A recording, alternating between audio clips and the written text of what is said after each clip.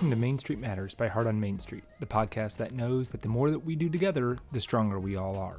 I'm your host, Patrick Kaiser. Welcome back, my friends. I hope you all are doing wonderful. I am trying to get back onto a normal schedule for our podcast so we can all get together weekly and have a grand old time. I do want to remind you that we are about 2.5 weeks away from Giving Tuesday. Giving Tuesday is an international day of giving that really brings out the best of humanity, where people from across the world rally together to help benefit those causes that they find special. Heart on Main Street will be raising money on Giving Tuesday for 3 different retailers. We have 2 that have been impacted by recent hurricanes, 1 in North Carolina, 1 in Florida, and then another retailer that was impacted by a tornado earlier in the year. We're also going to be giving out some money on Giving Tuesday. So over the last month, we have been raising money. We are going to be making a donation next week. Next Tuesday, we are going down to Chimney Rock, North Carolina, and going to make a donation to a retailer there. And then on Giving Tuesday, which is December 3rd, we will be making 3 donations that day to help other retailers that are in need get back on their feet and help cover some things that they lost during their tragic events. If you are able, we would be really appreciative if you could help support our Giving Tuesday campaigns. We are partnering with 10 other companies, so any dollars that you give, they are being matched by other companies tenfold. So a really amazing thing, helping us maximize the impact that we're able to make on these 3 retailers and make sure that we're able to help them and help them rebuild so they can remain a vital part of their community. Any donations over $25 will also receive a t-shirt. So we've created a really great Shop Small logo, and any donations over $25, you will receive a t-shirt for that. So extra incentive for you. So Giving Tuesday is December 3rd. You can donate to Heart on Main Street through our website, heartonmainstreet.org. For today's episode, we recently had a webinar with Ashley Alderson of the Boutique Hub. Ashley is the founder of the Boutique Hub. She's really the brainchild behind it and has done so many amazing things with this organization. So I've been talking about the Boutique Hub. We had somebody else on from the Boutique Hub on one of our webinars to talk about Pink Friday. And so really, I wanted to introduce the Boutique Hub to my audience of webinar registrants and attendees, as well as my podcast listeners.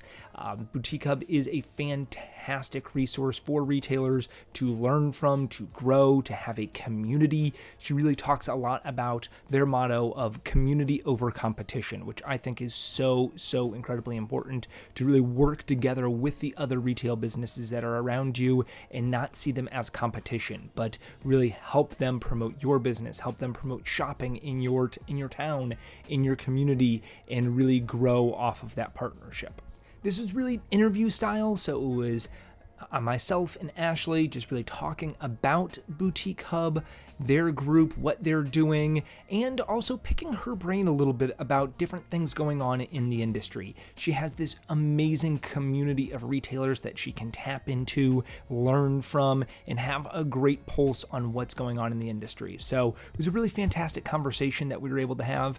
And I didn't mention this during the webinar, but this was our last webinar of the year. Our last one of 2024. We had 12 webinars this year. We had literally thousands of people register and attend our webinars. So an incredible success this year. It really ended on a great note talking with Ashley. We are going to be picking up back in January. So I will send out information about this if you're on our email registrant list. If you are not, please sign up so we can communicate with you. We can let you know about what's going on with Heart on Main Street. You can do that by going to heartonmainstreet.org and connecting with us there, signing up for our mailing list.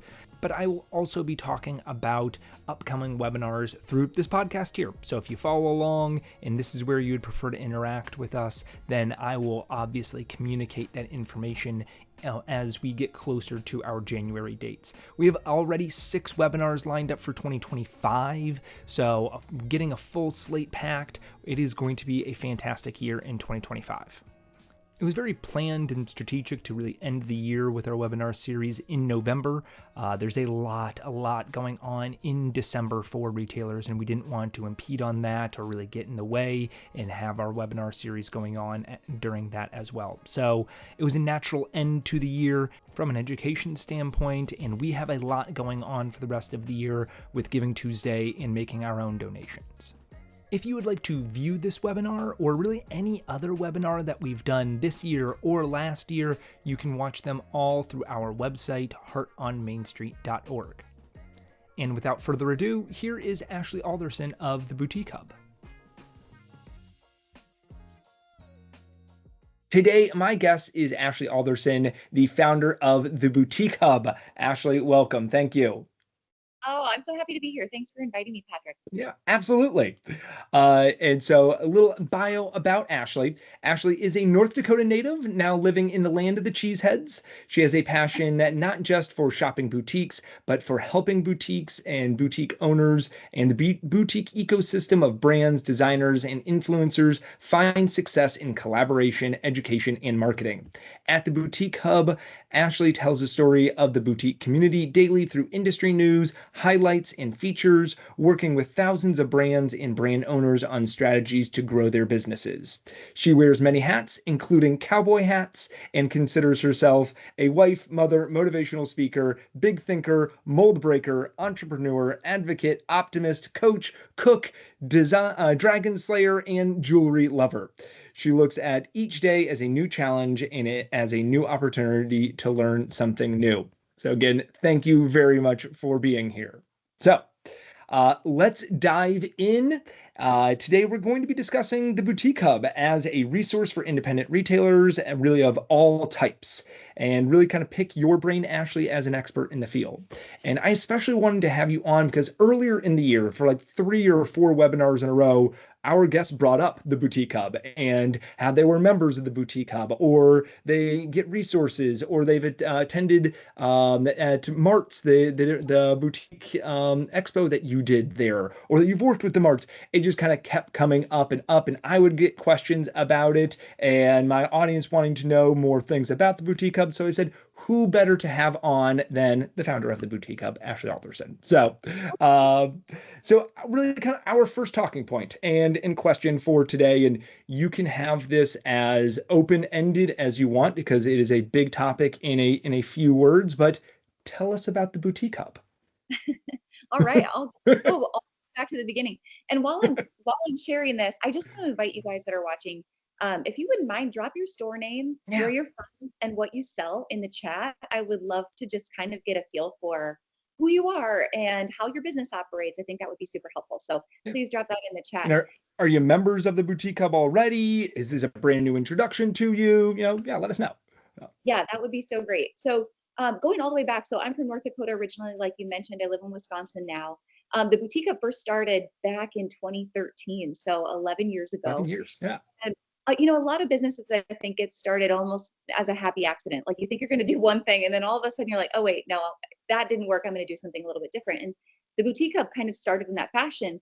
I am from a small town, 1,600 people, really the middle of nowhere, not a lot of shopping. A floral shop and retail was my very first job at 14. So I've grown up in the retail space. But what happened when I left North Dakota and started to travel after college and really discover these amazing boutiques, whether it was a brick and mortar boutique in a downtown in a big city or a small town, whether it was a vendor, popping up at a rodeo in Reno. I mean, there's just so many different types of independent retail. And I really wanted to find a way to bring all of these amazing, curated, unique businesses together so that selfishly people like me, maybe in the middle of nowhere, could discover them and shop them, because there just wasn't anything like it in my part of the world. And so originally at the Boutique Hub, I started to build this website that was like an online shopping mall of boutiques, really before a lot of e-commerce, before people were as on social media as they are today. It was harder to find unique retailers. So I kind of took my life savings, built this website, didn't know anything about what I was doing. I just really wanted this thing. What I found was when I started to build this community and this website, it wasn't that anyone really needed the website. They needed each other. They needed answers to questions. And my background, I worked in economic development for 7 years before starting the Hub. and ran a chamber of commerce and did a lot of lobbying, and I ran a small business development center. So really, like, small business is my passion. And marketing is also my passion. Being on social media from the day that Mark Zuckerberg had to invite you to be on Facebook, right? He was your first friend, to the day that Facebook ads launched. Like, all of that's my background. So when I was pulling these retailers together, what I was hearing them say is, hey, we need resources. We need education. We're former teachers and nurses and stay-at-home moms, and we have this dream to have this retail space. We don't know how to do it. So the boutique hub started in that fashion. It shifted away from this website I built to really be the community it is today. And what we do is really three main things. So most people know the boutique hub for our membership, which is the core of what we do. You subscribe monthly or annually to be a part of our community and access the things I'm about to tell you about. Or they know the boutique hub from the Boutique Summit, which is our big annual conference that we host, or our podcast, all these things. But the three things we really dig into are, number one, community is the core of everything. So how do we connect you to like retailers by size, by type, by income level, by experience? We work with everyone from brand new retailers to 30 to 60-year experienced retailers to multi-million-dollar retailers in all industries and genres: apparel, home and gift, beauty, bridal, salons, like a little bit of everything. So community and connection, and the idea of community over competition and a rising tide lifting all ships, is number one.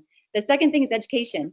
Business is always changing, as you know. And so how do we help retailers who are so busy? Like, you guys wear so many hats. You're doing all the things. You're hanging, tagging, steaming, you're washing the bugs out of the front window. Like, you're doing all this stuff. So how do we get time out of your busy day just to teach you the latest strategy that's going to help you attract a few more people through the door? So education's really like the central focus. And you're talking, I mean, you're working with brand new stores to multi-million-dollar stores to those that have been in business for 30, 40 years. All of them need that. All of them need that education in order to help them grow. And there's new things and new developments. And it doesn't matter. Yeah, you've been in business for 40 years, but there are things that you can learn. So I love the education component. Yeah, I mean, everyone wants to be a lifelong learner, right? Like, if you're not learning, if you're not growing, you're dying. So there's your opportunity to always learn the latest. And then the third thing, Patrick, the last thing that we really focus on, our third pillar, is wholesale. So we believe in really, as you do, collaborating with really great wholesale brands who are proven in an independent retail space, whether it's, again, brick and mortar or online. So we have about 1,000 vetted and trusted wholesale brands that we work with, that we promote within our Facebook groups. Like, they can sell whatever they want inside of our Facebook groups. We promote them at markets that we attend all over the country, and then on our own wholesale platform, hubventory.com. Which is really kind of the only independent retail focused wholesale platform. Yeah. And that's amazing that, I mean, first off, a couple things from there. Boutique hub, but it's not boutique. It's not apparel boutiques. It's not just, I mean, it really is a community of all types of independent retailers. And so I love that it's, looking at some of the comments that have come in, Rocky Ritter Outfitter, outdoor specialty store, not a member, but an avid follower, right? So it's, an outdoor store, avid follower. So April, thank you for being on today. Trips Mercantile, not a member of the Boutique Hub. Maybe you'll learn some more things today. We have a Main Street manager. So I love that, having Main Street organizations and community organizations on here, because you all can be advocates for your retailers to learn more and join a community where they can learn and learn from each other across the country. So not a boutique, but Happy Dog Barkery in Downers Grove. Hey, Beth, good to see you again.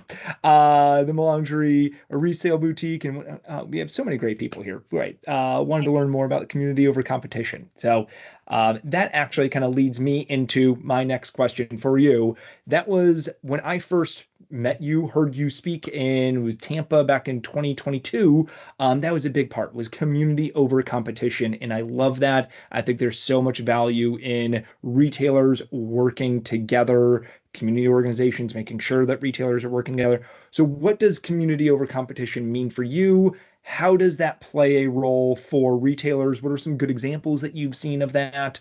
Kind of leave that up to you. Yes, absolutely. And so, Laura, I'm so glad that you're here, Main Street manager. Laura, this will speak exactly to you. So back in my pre-Boutique Hub days, when I was working in economic development, this is where community over competition really started for me. There was 2 stores on our Main Street. One was like kind of a department store, embroidery shop, and they had like FR clothing for the oil field. They had all these things. And then there was a Western store across the street. And one day we got word that the Western store was going out of business, and they did a pretty significant business. It's North Dakota, right? Like that's how we all dress. And the embroidery shop and department store from across the street came into my office and they were terrified. They were like, hey, you have to help us. You have to help us find another similar retailer to go in the Western store. And I was like, wait, are you serious? Like, I don't understand. This is more market share for you. Like, you can now expand your lines. Like, you can take on that business more for you, right? And they were like, no, what you don't understand is whenever two or more like businesses come together, we become a shopping destination. And I was like, oh, like the light bulbs just went off. Like, of course, this is what community over competition means. It's not about beating Becky across the street. It's about how do Becky and I work together to attract twice as many consumers Yes. into our community. And the same is true online. It's true for our entire industry. So when I first started the Boutique Hub, what I thought was so interesting, and I really started kind of on the apparel side of things first, and now it's, of course, home and gift as well. But when I started and I would go to apparel markets, it was interesting to walk into a booth, into a temp booth for a brand, and see one retailer kind of filling their rack, but like hiding it and hoarding it. Like, don't look at what I'm buying, right? Yes. Like, I Yes. don't want Becky to buy the same brands I'm buying. And through the years, that doesn't exist anymore. Like, community over competition is so alive and well. And it's everything from answering questions of, how do I deal with this conflict? Hey, have you ever sold this brand? What works for you? Hey, what are your best sellers right now? We have an inventory exchange at the Boutique Hub. So it's also one store saying, oh, hey, I have, this broken pack I can't sell. Who wants to buy it from me? And these other retailers are just, supporting one another by helping this markdown cycle and, buying overstock from one another and testing out brands with one another. There's no conversation that's off limits in community over competition. And again, I mentioned apparel started that really well. In my opinion, the home and gift side of the industry still has a little bit of a ways to go in community over Sure. competition. There's a little bit of hesitation there that I'm starting to see, come around, and just kind of this new way of how does a rising tide lift all ships for our whole industry. If we're going to, beat some of the big box retailers and China, Shein, Temu, all of these businesses that are coming after us, we have to work together in order to do that, no matter what you sell. Yeah. I've often, interacting with retailers, there's sometimes this idea that, a dollar in their till is a dollar out of mine. But if there are multiple successful stores in an area, then people are going there. It becomes a shopping destination. People want to come. They're spending more. They're going around. If it's the Main Street area or even just a shopping district, you're going from store to store. You're going there. That it is helping everyone to have more success. And you're not going to the big box stores. You're coming here to our shopping district and spending more there. So I love that. I preach community over competition when I'm talking because I just think it's so powerful that and I've seen business improvement districts and merchant communities that do a great job of working together to host events or really help each other. What are some really great examples that you've seen of this working within towns of events or different things that that other retailers can do with each other? Oh, I could talk all day just about this. I have a million Please. Yeah. examples. One of the biggest ones I'll say that is the most timely right now is Pink Friday. So Pink Yes. Friday is something that was born in the Boutique Hub, gosh, I think like 7 years ago now. And the reason for Pink Friday is, like, don't get me wrong, I love Small Business Saturday. It's great. Yes, thank you, Amex. I just really hate that it comes second. I Yep. just hate that it's an afterthought after Black Friday. And so we found that a lot of the stores we were working with, they were already doing holiday open houses and different things Yeah. pre-Thanksgiving. So we thought, well, okay, why not, put community over competition in action in real life? It's always the Friday before Black Friday. So this year it's November 22nd. It's free for anybody to participate. Like, we just send out graphics and sample press releases and whatever. But the idea is any other small business in your community, boutique or not, salon, spa, anybody can participate, but it's all about telling your story of what it means to shop at a small business and support a small business first before Black Friday. And so really, like, what has started in the last week is the press releases have started to go out. We'll send out like template press releases to small businesses they can share with their local media. And the message we really want them to share is, what is my local economic impact? So everyone here, like, I would love for you to calculate this on your own and share this, because it's mind blowing and astonishing what this number can be for you. So if you just went through your profit and loss and you added up, how much did I spend in payroll? in the last year, including what you paid yourself, right? Because that money stays local. What did I spend in any local donations, whether it's a cash amount or it's the value of goods or services? What did I spend in other local vendors? So I went, I spent money at the grocery store, the liquor store. I bought supplies at Walmart, like any local money you spent in supplies and just operations. What did I spend in my local, like my rent or my lease payments? Because that money stayed with my landlord if I Yep. don't already own the building. And then what money did I spend in local taxes? My property taxes and sales taxes. And if your city has an extra tax, like add all of that up and times it by 7. Because studies show that an average dollar spent in a local community turns 7 times and stays local before it exits the community. So when you look at, wow, like this was the value of my economic impact from just my small business, and then you pair that, whether it's Pink Friday or any day of the year with all the other local businesses with you, wow, that's the value of It's shopping huge. small. Yeah. That's a huge impact. If you have a local chamber, EDC, your Main Street Association, do it with them too. Like encourage them to calculate that number. Kelly, I see your question. 7 times whatever that total amount is. So those 5 things I told you to add up: your payroll, your donations, your operations, your rent, and your taxes. That total number times that by 7, and that's your economic impact. So Because that's a big dollars get spent within the community 7 times on average before leaving the community. Is kind of where that 7's coming from. Yeah. right. Yep, they turn 7 times. Versus if you spent it at a big box store, I think the turn there is like maybe 2 because they have local payroll. If you're shopping online, Shein, Temu, which a lot of people are doing that today, it's 0. It's gone. Like it's Yep. just, Yep. and it's not that it's out of your community, it's out of the country. So Yep. talk about supporting American businesses, that's a whole nother conversation. But to me, that's a big way to do community over competition. But boy, we see retailers, from a small town going to market together, really talking about bestsellers and brands and saying, okay, hey, I understand, like you've got this zip code protected line, I've got this one, like we aren't going to step on each other's toes.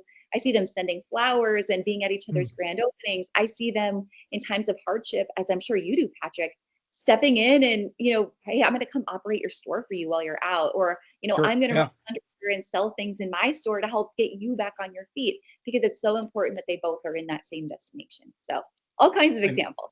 I'm always amazed by like the generosity that holding fundraisers for another store. They, it might be a local, we work a lot with natural disasters, but it might be a local, there was a street main broke, it flooded this one store, other stores were completely fine. We're going to raise money to help that store and it's like, again, that is just you think of the competition aspect. It's like, well, no, I don't want to give my money to somebody else in the block, but no, it's really helping them be better businesses, helping that whole district become better, because it is going to bring more people in. We're all going to be more successful. So boutique up too, even if you're across the country. So if I'm a boutique owner in Rhode Island and I'm giving tips and strategies to a boutique owner in Kentucky, yeah. the better and stronger these businesses are, even being local to each other, we're still promoting the idea of shopping small, shopping local, and shopping in a boutique location. And that's better for everybody across the country. The more we can support one another. Absolutely. Right. Yeah. That stronger local businesses and when you were talking to before, the whole ecosystem, the economic ecosystem of the Main Street businesses, small businesses, is so powerful. Like it just, yeah, the turning 7 times, but everything that you're putting back into the community, it's what provides for communities and really creates, small town economies are based around our independent retailers. So helping them be more successful is, that's the name of the game, right? That's good. So with your network, you have kind of the pulse on so much going on. What do you see working well for retailers right now? What have been great successes that you've seen this year, or yeah? Well, a couple things. Number one, events and experiences are still critical. And I think if you're a more traditional brick and mortar business, you've probably done really well with that for a long time. I also work with a lot of online only businesses. And so they're also leaning into, what does it mean to have an event or an experience? Sure. Especially in a year where, this was a tough year for a lot of retailers. The economy was tough. People were making different spending choices. So how do I still get people in my space and help them feel really good? So that's been key. I've also seen a huge crossover and collaboration between apparel and gift and home. So people Okay. testing product Yep. categories and products they traditionally wouldn't. I see people also, retailers also investing in higher level lines than they would have in the past. Okay. Not as fixed on like price point, but more fixed on like quality and demand and all these other things, right? Because there's a price point for everyone, but I'm seeing people going up because I think the average consumer today is saying, hey, I don't want something that's cheap and fast. I want something that's going to last a little bit longer, worth investing in, worth passing down. So that's a bit of a shift in what I'm seeing people buying. And then the third thing, and this is just all marketing, uh, I would say everyone who's here, I mean, tell me in your business, who sells the most when they're on the floor? Out of you and Mhm. all of your staff, who sells the most? Who do your customers Probably come in and say, oh, I want to see? probably the owner, right? Yeah. It's the owner. They want to see. Yeah. And so Susan says in me. your Yeah. yeah, Susan, you're right. So in your local community, you've built a personal brand. Your customers know you by name. They want what you're selling. They trust you as an expert in your space, no matter what you sell. Like they trust you. I want every retailer to take that same experience of building a personal brand in your community online. So when I look across your website, your socials, whatever video you're creating, I want you to build a Yeah. personal brand online because that is going to drive more traffic into the store or to your website, whatever. So I know this may make a few of you nervous, and that's okay. But if that means you going Facebook Live every week or TikTok Live, depending like whatever your channel might be, it's going to be different for everyone. Lean into it. Video is so powerful because it humanizes you and your brand, and it makes people feel like, they're having that dressing room or cash wrap experience with you. Like you're right there and you're talking to them. There's a reason QVC has been Mhm. so popular for so many years. People feel like they're being, directly talked to. So build a personal brand with your marketing. And remember, marketing and social media is not just about selling products, but it's about building relationships and building community. Because statistically, if you look across your customer base, only 3% of people are ready to buy at any given point. 3%. Crazy. There's 7% that Yeah. would buy if you presented them with the right product. So you have 90% of people who are following you who aren't going to do anything. So your job isn't to sell them a product. Your job is to keep them engaged and building a personal Yeah. brand, asking the question of the day, whatever. That's what really is going to keep you sticky and keep you showing up in the news feed, which is going to keep you top of mind so that when they're ready to make a purchase, they're going to come into your store first. Your store first. And they recognize you and they come in and they say, "Hi, Susan. Hi, Heather." And that Yeah. I recognize you. I saw your live or I saw you do the product demonstration. I liked it. I'm coming in to buy that. They know you. Yeah. Yeah. So yeah, I mean it's yeah, you have to make that connection and really, that wanting that good experience. And I think experiences are something that, whether it's events or whether it is, just other things, the customer service experience that you're doing really kind of sets you apart from so many other businesses, that you're not getting that same personalized experience from Target that they're getting from their local, gift store or apparel boutique, and that you can really do so much more with your customers. Yeah. You don't have a self checkout line in your Yeah. store. That's like, go down that No. road anything. Like that's not ever going to be. And I was really like your point that expanding categories. It is no longer that apparel is apparel and gifts are gifts. There is kind of this blending of categories. Is that, when you're seeing that, is that to maybe help mitigate some changing customers, kind of make it a little bit more broad? What do you see as kind of the reasoning behind the blending of categories?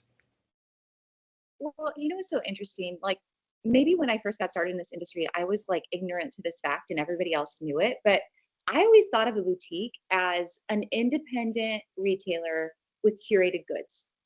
But when I got into this industry, then I was like, oh, wait, like boutique owners consider themselves that. Like we curate all kinds of things. But then I would go to home and gift markets and they're like, no, we're a gift store. Like, no, we're home and Sure. gift. And they looked at Yeah. themselves very different. But I think the blending started to happen during COVID. And Yeah. now, like really any new retailer I talk to, they have no idea that there's two separate things. And I get questions like, why are there two separate markets? why Yeah. is there an apparel market and a gift market? Like I'm carrying both categories. So I just think retailers are missing out on opportunities in both markets because there's so many great unique things in both places. But again, to answer your question, I think COVID changed a lot of that. I Yeah. think that a lot of retailers who, were mandated to be closed had to find new ways to sell. And a lot of them resorted to, selling online, doing Facebook Live, whatever that might be. And they would sell anything they could because they Yeah. had to make the money. It didn't matter if it was apparel or gift. People realized I can actually sell a candle online. I can talk about a scent enough that somebody wants to buy this candle online. So I think that just opened everyone's mind to, wow, like this is what's possible. I can sell any category. I'm building a lifestyle business more than I'm building a category Yes. specific business. Yeah. Yeah, Susan, apparel and gift should be together, at marts or, really within the store. I mean, there's so much blending and crossover between them. So, Yeah. got a Sorry, pupper making a, it's okay. sorry about that. You talked about online. Yep.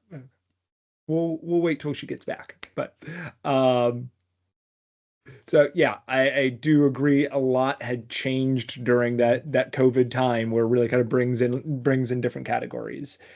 You had talked about online, and I know there is a push, maybe internally or externally, for brick and mortars to feel like I have to have an online store. Yeah. What are your thoughts on that, and what should retailers really consider before trying to launch an online store in addition to their brick and mortar?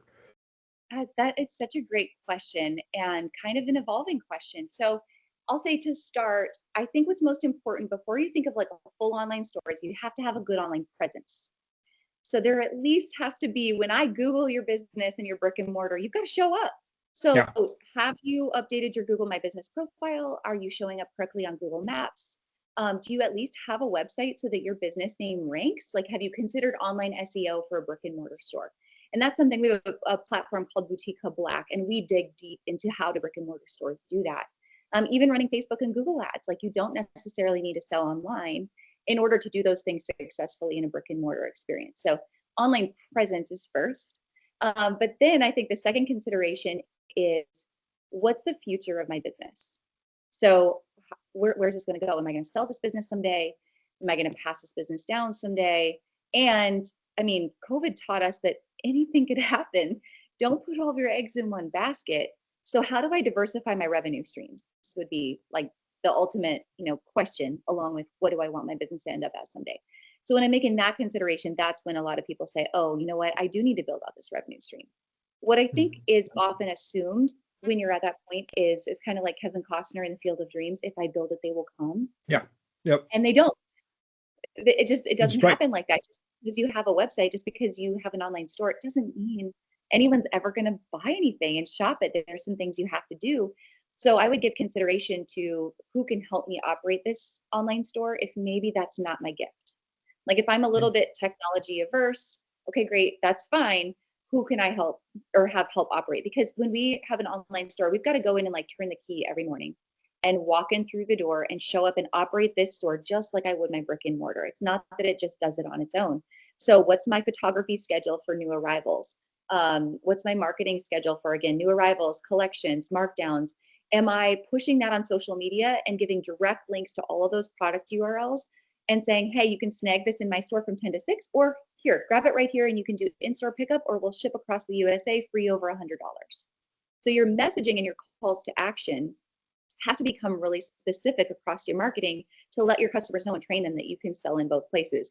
And again, that takes someone showing up and Yes. operating it like it's a Yes. brick and mortar every single day online. But there's so many great resources. It's never been easier, in my opinion, to start e-commerce and to start an online store. I 1000% would recommend Shopify. I'm not paid to say that. I work with thousands of stores every day, and it's the easiest one. So Yeah. there is some consideration too to what is your point of sale, and how much does it integrate, and how user friendly is it for you, as a very busy retailer, to keep it updated. So Yeah. Because I think that is, you think online sales, so many people are going online that, okay, then my store has to have an online, but it's a whole nother business. it is a whole nother thing that you are running. And I mean, just the kind of scratching the surface there of photography and point of sale and getting all of that built in and product descriptions. And, there's so much that goes into that it's not, and keeping up with inventory. If you don't have it in your store, then it's a whole nother business. And, and all of the other hats that you're wearing, adding a whole nother business on top of that is can be difficult too. So really understanding where you're being with.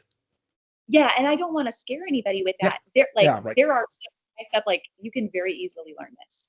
And there's some changes to your daily routine that you can make to make this much easier on yourself. There are resources like this is what we do on a daily basis is help people answer this question and then put them in touch with people that can help make their life a lot easier. So just because it seems big and scary and it is another business, like don't let it stop you. There's all kinds of resources to make your life easier.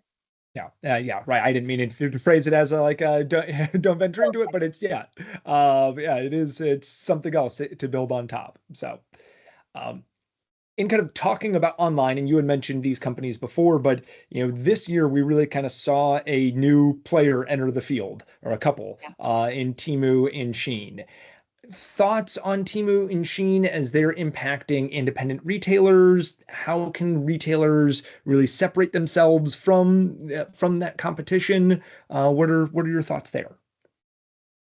Well, it's a big topic. And I think what the shift that I'm starting to see in the marketplace is I think there was a lot of retailers that thought, oh, this is just harmless. Like, oh, I can get these Right. great products for cheap, right? No big deal.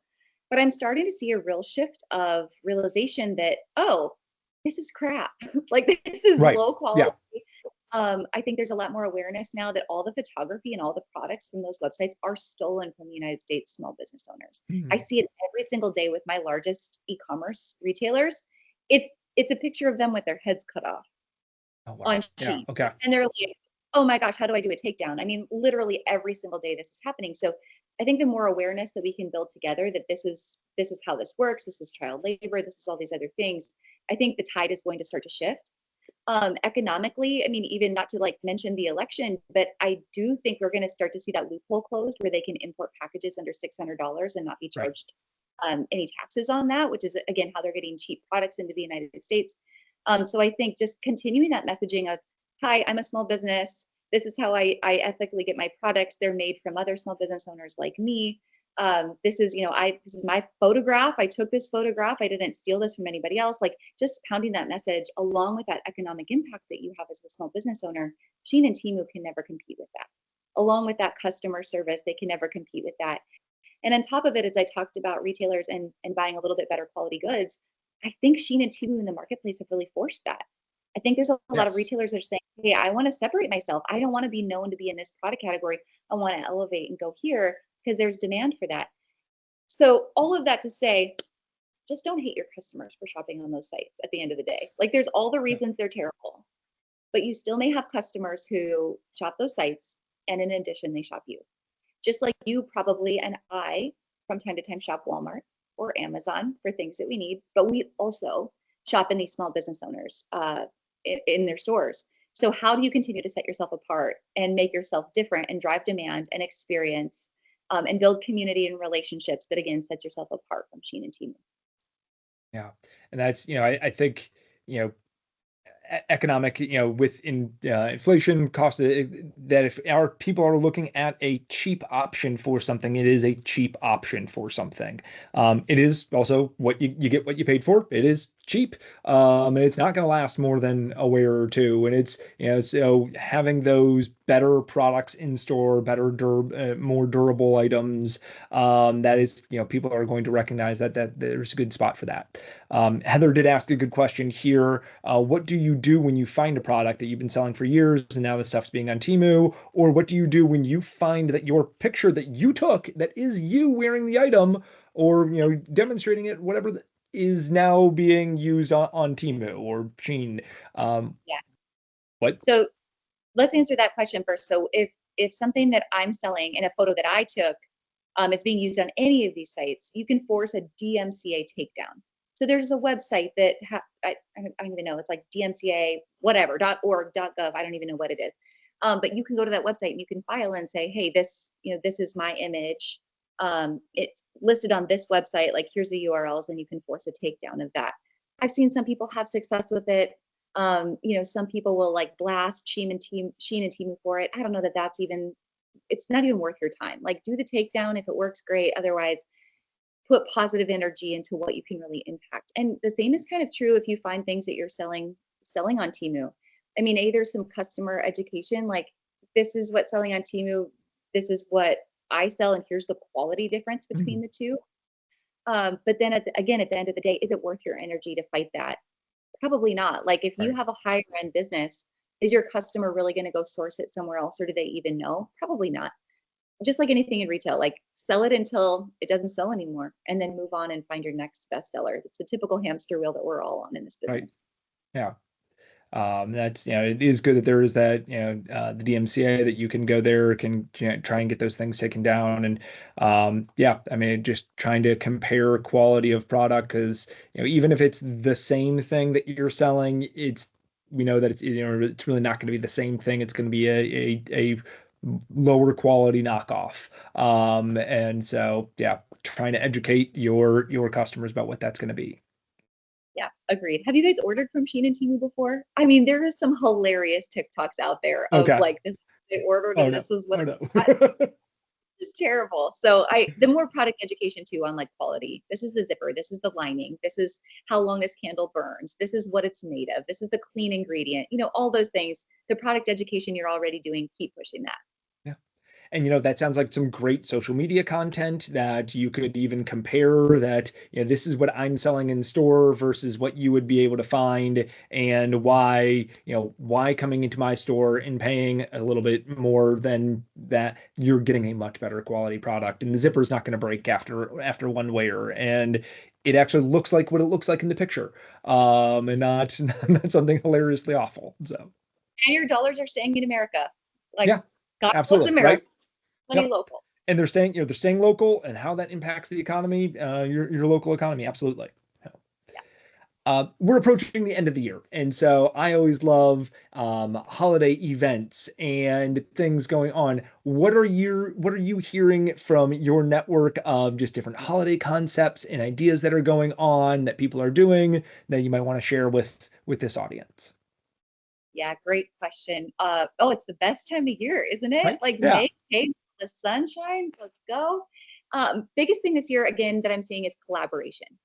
How can you work with other retailers local to you? How can you work with other local artisans that maybe, there's just somebody that doesn't have a retail space necessarily, but you invite them in for a pop-up? How can you collaborate with a salon or a spa or any other type of local business, or an online business? What's your online giveaway, hosting an online event, any kind of charitable activity? Pink Friday is a great example of that. November 22nd, are you participating with stores around the world, celebrating what it means to support small businesses first? So collaboration's huge. The second thing I would say has been really big and popular all year long, and it's transitioning into the holiday season, is the concept of like a bar or like a DIY experience. Okay. So permanent was big. Charm necklaces and bracelets were big, like a DIY. Stocking stuffer bars. That's a huge trend. So coming in and having that experience where you can come and make your own stocking. I'm seeing denim jacket bars. I'm seeing trucker hat bars.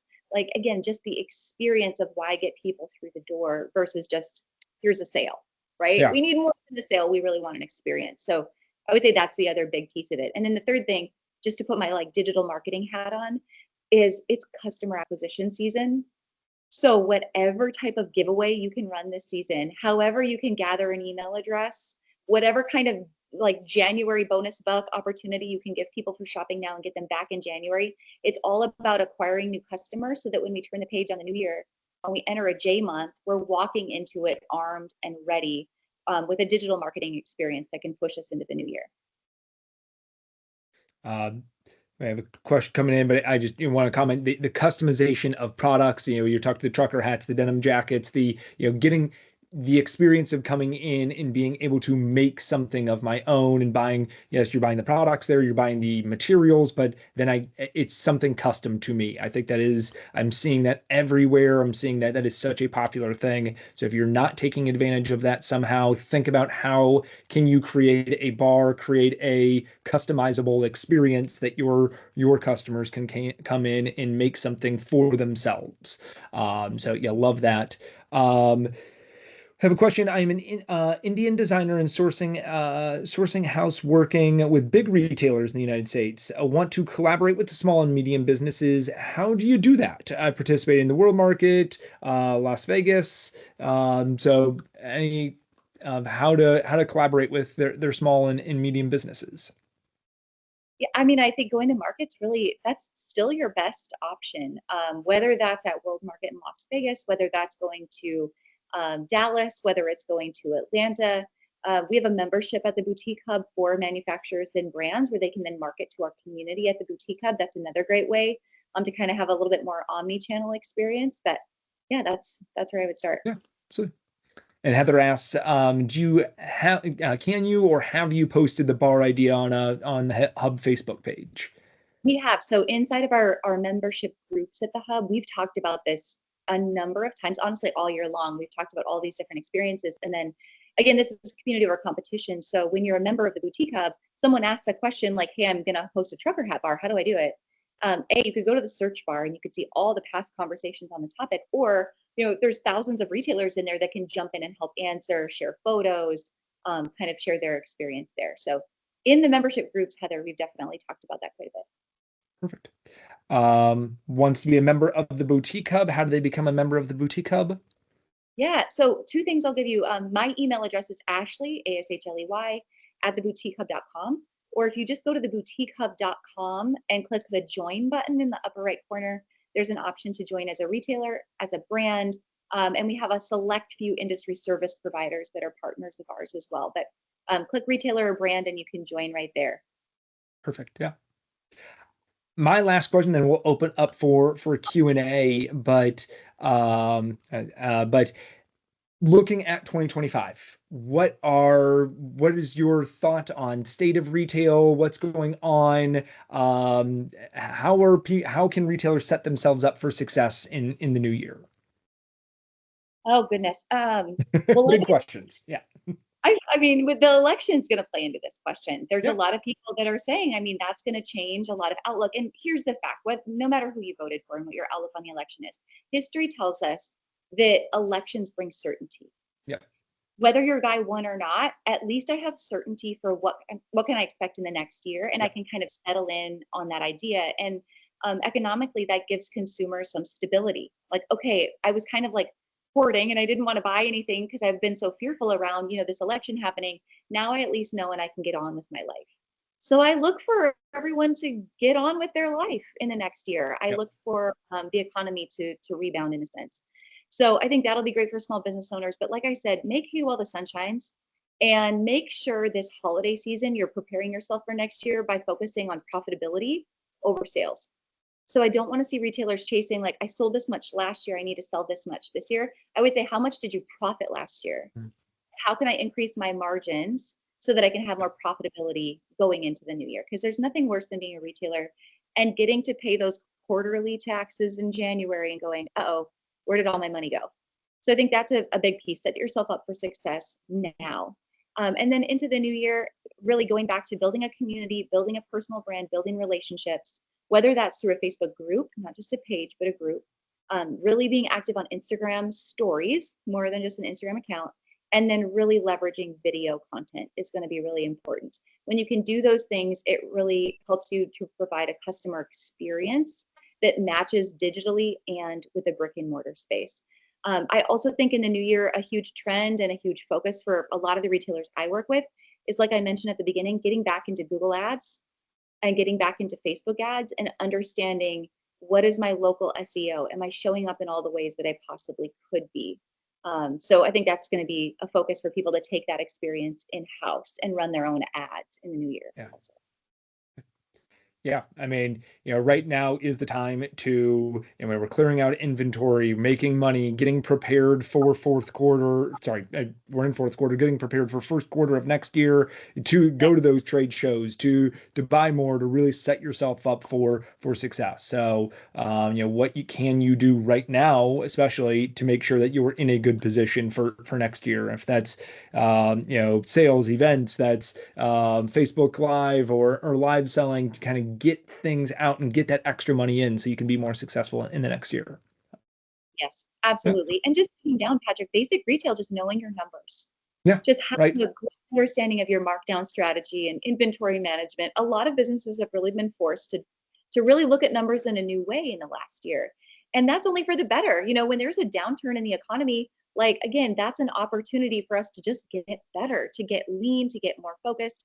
I've seen a lot of retailers come to me and say this year, you know what? I actually figured out I could do more with less. I Mm. didn't need as Okay. much Yeah. inventory.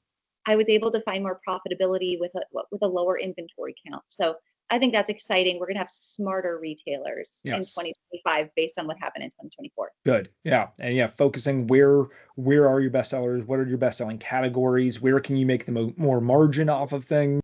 That's right. Ashley, thank you very, very much for being on today.